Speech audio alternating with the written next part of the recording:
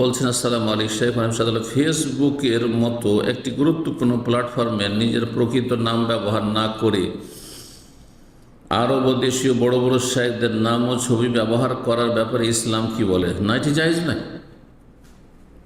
আমার নামে অনেক ফেসবুক আইডি খোলা আছে, সব জাল, এগুলো জায়েজ নাই। বোঝা গেছে না?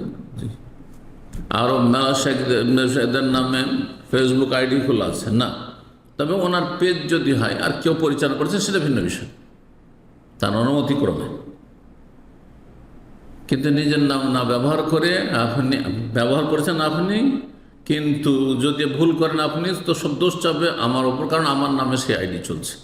আর আমার নাম দিয়ে লোকেরা দেখছে, আমার ছবি দেওয়া আছে, আমার নাম দেওয়া আছে। হারাম কাজ করছেন আপনি, খেয়ানত করছেন আপনি, মিথ্যুক আপনি, হ্যাঁ, ধোকাবাজ আপনি। জি, মান গাসসানা ফালাইসা না, যে পোতার পুরাণ করলো সে আমার দলভুক্ত না।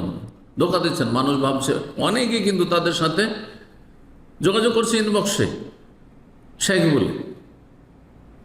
ও শেখ না, ও শেখের ধারে কাছেও না।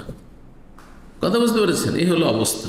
এই জাহেলগুলো এক শ্রেণী, বুঝেন না, আবেগী সব, অথবা দিন বুঝেও না। বিশেষত এরা প্রতারক, হ্যাঁ অবশ্য প্রতারক, বা মুসলিমদের মধ্যে বিভ্রান্তি সৃষ্টি করতে এই নামগুলো ব্যবহার করছে কি না। হ্যাঁ, এরা মানুষকে ধোকা দিচ্ছে, ক্ষতি করছে, এরা আমাদের মান সম্মান নষ্ট করছে, আলেম ওলামাদের মান সম্মান নষ্ট করছে। এই প্রশ্ন সামনে রাখলে এ বিষয়ে ইসলামের দৃষ্টিভঙ্গি কি? মোটেই জায়েজ নয় তাদের এই কাজ, আল্লাহর কাছে জবাব দিতে হবে।